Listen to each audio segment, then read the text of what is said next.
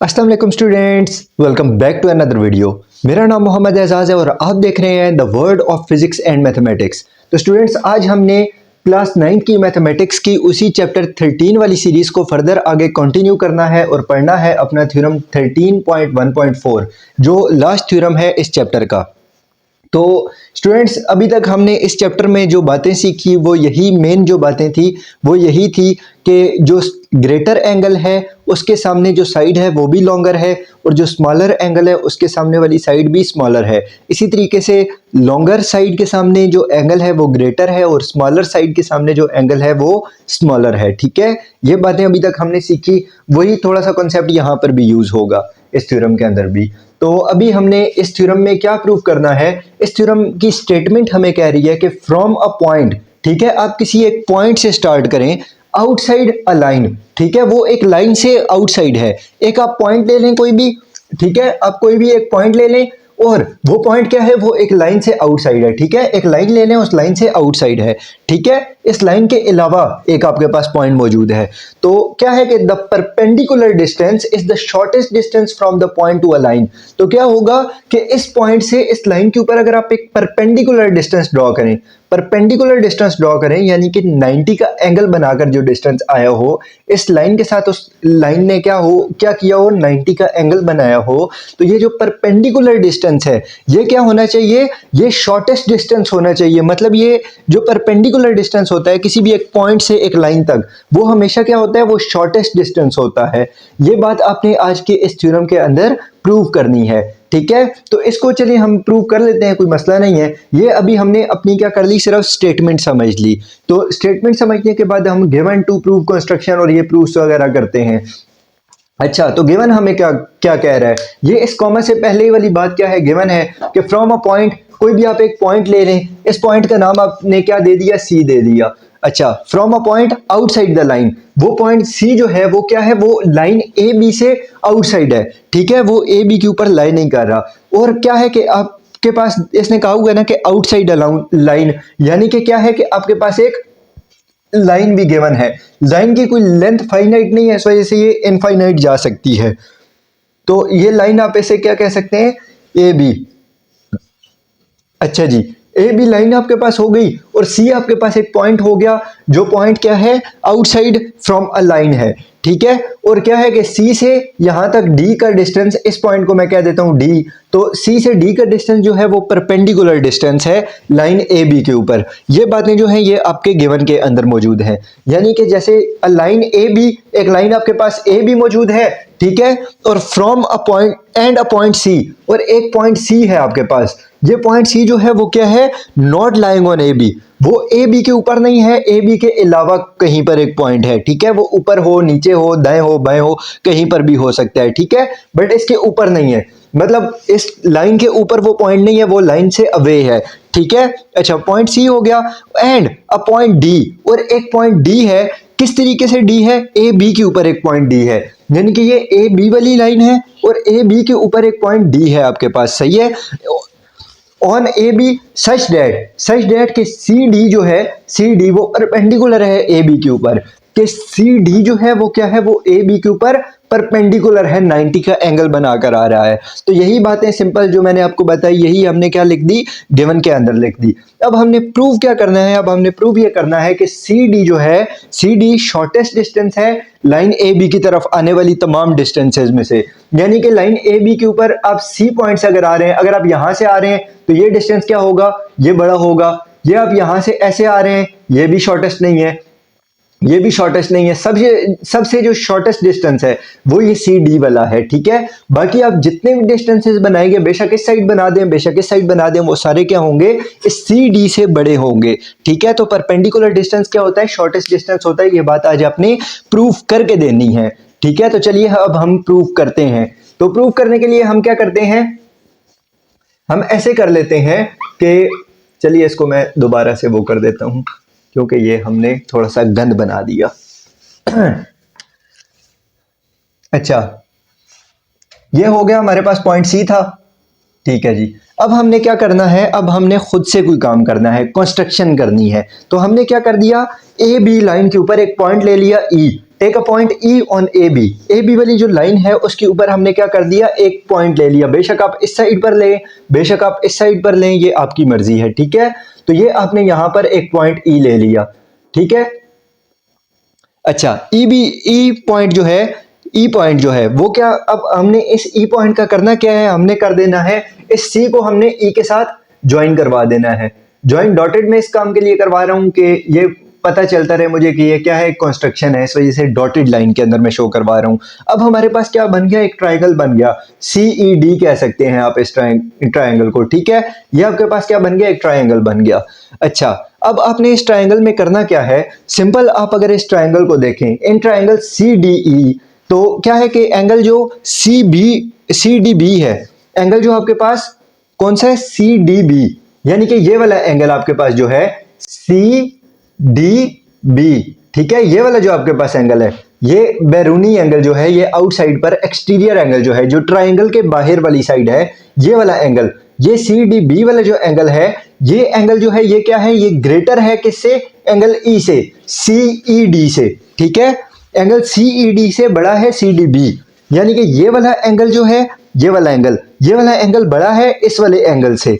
क्यों बड़ा है, क्योंकि हमने ये रूल पढ़ा हुआ है पहले कि एक्सटीरियर एंगल जो होता है वो हमेशा बड़ा होता है नॉन एडजेसेंट इंटीरियर एंगल से। कि नॉन एडजेसेंट इंटीरियर एंगल क्या मतलब है, मतलब ये है कि देखें ये वाला एंगल है ना, ये एक्सटीरियर एंगल है, ये ट्रायंगल के बाहर वाला एंगल है, ट्रायंगल के अंदर का एंगल नहीं है। ये ट्रायंगल के अंदर का एक ये वाला एंगल होगा, एक ये वाला होगा और एक ये वाला होगा। अच्छा, अब कोई भी मैं एक्सटीरियर एंगल देख रहा हूं, ठीक है, एक्सटीरियर एंगल अगर मैं देख रहा हूं तो देखें ये वाला जो एंगल है ये क्या है, ये एक्सटीरियर एंगल है, बैरूनी एंगल है, ठीक है।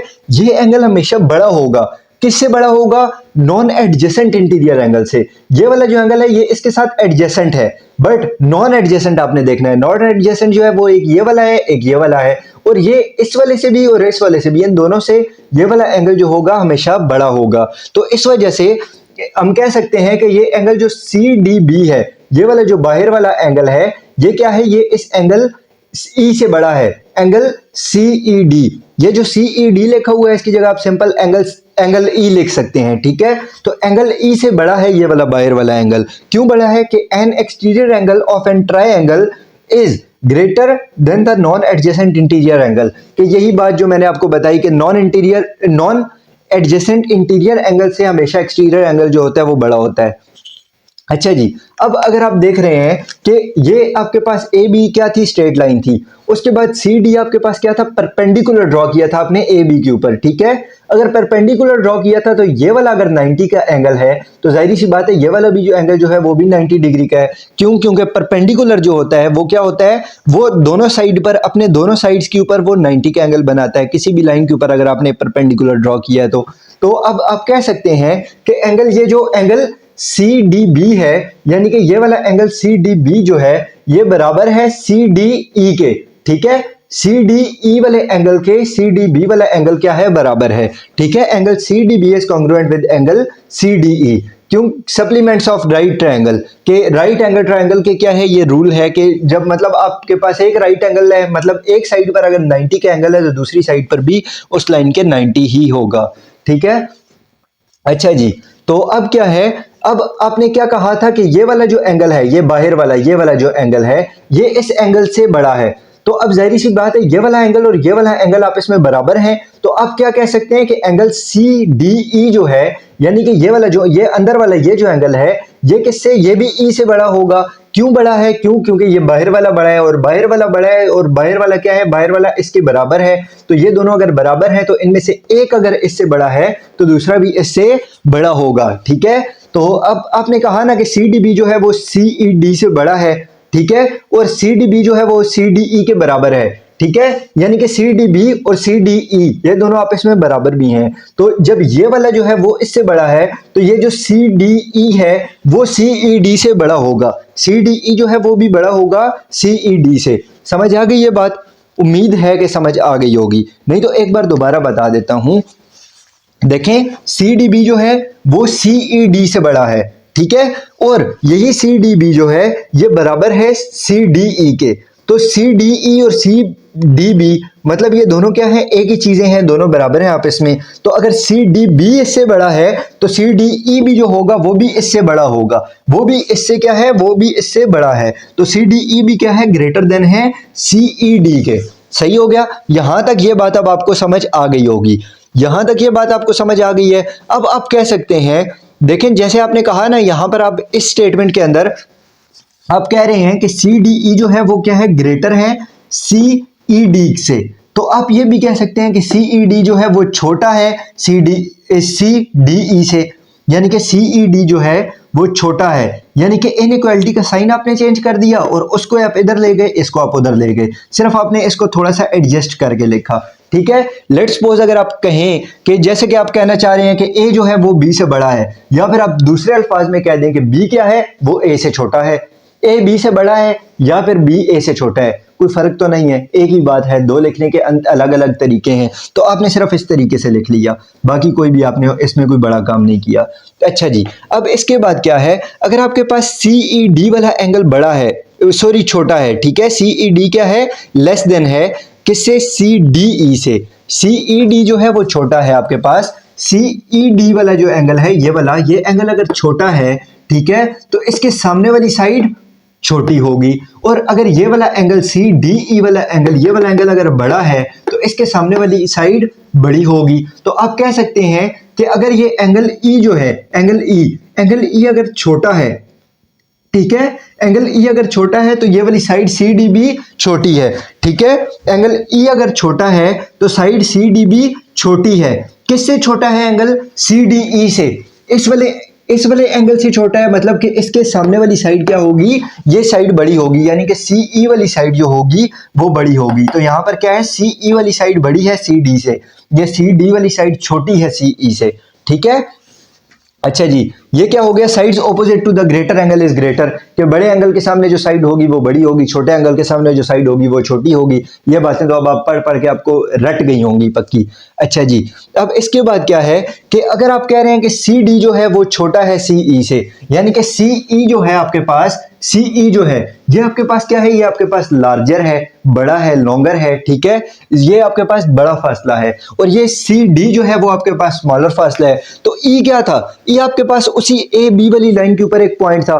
तो इसी तरीके से ये वाला पॉइंट ई जो है वो आप यहां लें, यहां लें, यहां लें, उस डी वाले पॉइंट के अलावा आप कहीं पर भी पूरी लाइन के ऊपर ले लें, तो क्या होगा कि वो वाला फासला हमेशा बड़ा ही रहेगा, वो वाला फासला हमेशा बड़ा ही रहेगा सी डी से। ठीक है, यानी कि इससे हमने प्रूव क्या किया, इससे हमने प्रूव ये किया कि सी डी जो है वो क्या है, वो शॉर्टेस्ट डिस्टेंस है।